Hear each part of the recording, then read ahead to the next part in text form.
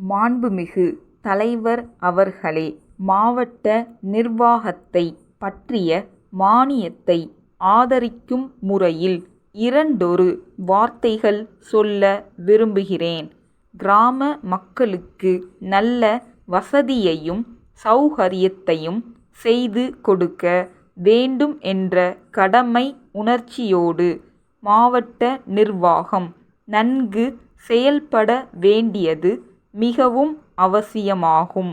நாம் சுதந்திரம் பெற்ற பின் ஆங்கிலேயர்கள் தமக்கு பின்னே விட்டுப்போன அதிகார வர்க்கம் பழைய மனப்பான்மையை விட்டுவிட்டு மக்களுக்கு சேவை செய்வதே தம்முடைய முக்கியமான நோக்கம் என்று கருதி வேலை செய்ய துவக்கி இருக்கிறது.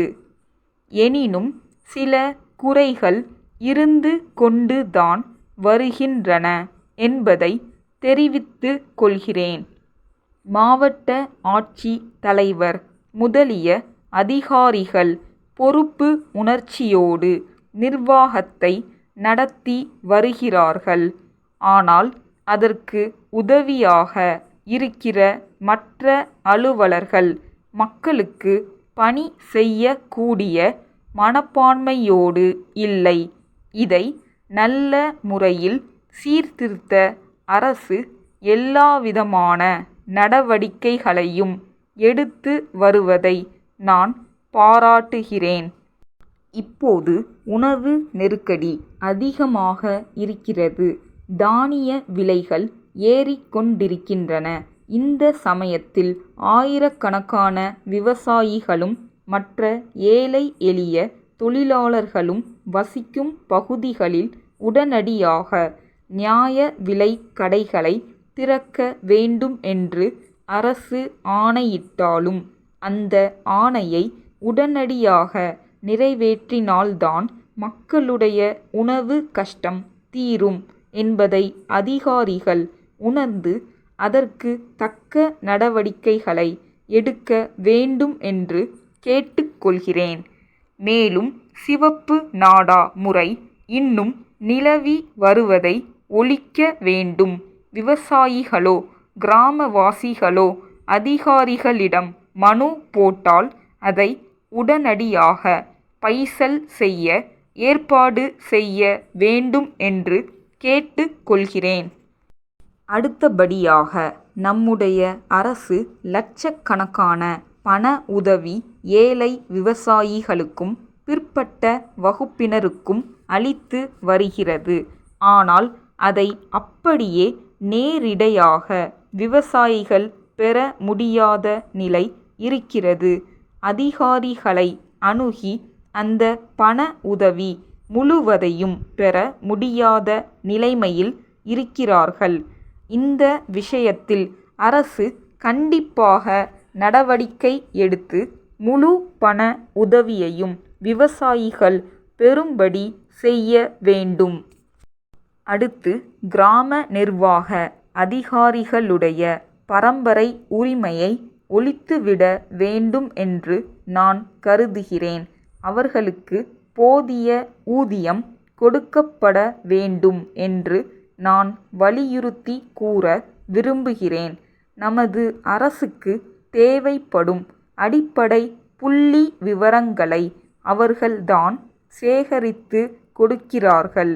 அப்படி கொடுக்கவும் கடமைப்பட்டிருக்கிறார்கள். அவர்களிடம்தான் மாணவர்கள் செல்ல வேண்டி இருக்கிறது. விவசாயிகளும் அவர்களிடம்தான் செல்ல வேண்டி இருக்கிறது. அப்போது எல்லாம் அவர்கள் தங்கள் பொறுப்பை உணர்ந்து உடனடியாக தங்கள் பணியை புரியும்படி செய்ய வேண்டும். தங்கள் ஊதியம் மிகவும் குறைவாக இருக்கிறது என்ற உணர்ச்சியை மட்டும் வைத்துக்கொண்டு அவர்கள் தங்கள் கடமைகளை சரிவர செய்யாமல் இருக்கும்படி விடக்கூடாது. அவ்வாறு அவர்கள் இருப்பது வருந்தத்தக்கது. கமுதி வாசன் கூட்டமைப்பிலிருந்து கமுதி திரு. சுந்தரமூர்த்திக்கு எழுதும் கடிதம். அன்புடையீர், தாங்கள் எங்களுடைய நீண்ட கால வாடிக்கையாளர். வாடிக்கையாளர்களின் வசதிக்கும் கோரிக்கைக்கும் இணங்க நாங்கள் புதிய முகவரியில் எங்களது நிறுவனத்தின் ஒரு புதிய கிளையை ஆரம்பித்துள்ளோம் என்பதை மகிழ்ச்சியுடன் தெரிவித்துக் கொள்கிறோம். இங்கே தங்களுக்கு தேவையான எல்லாவித பித்தளை பாத்திரங்களும் எவர் சில்வர் பாத்திரங்களும் தட்டுமுட்டு சாமான்களும் கிடைக்கும். குறிப்பாக திருமண சுப காரியங்களுக்கு தேவைப்படும் அனைத்து சாமான்களும் தயாராக உள்ளன. பழைய பாத்திரங்களுக்கு பதிலாக புதிய பாத்திரங்களையும் பெற்றுக்கொள்ள வசதி செய்யப்பட்டுள்ளது.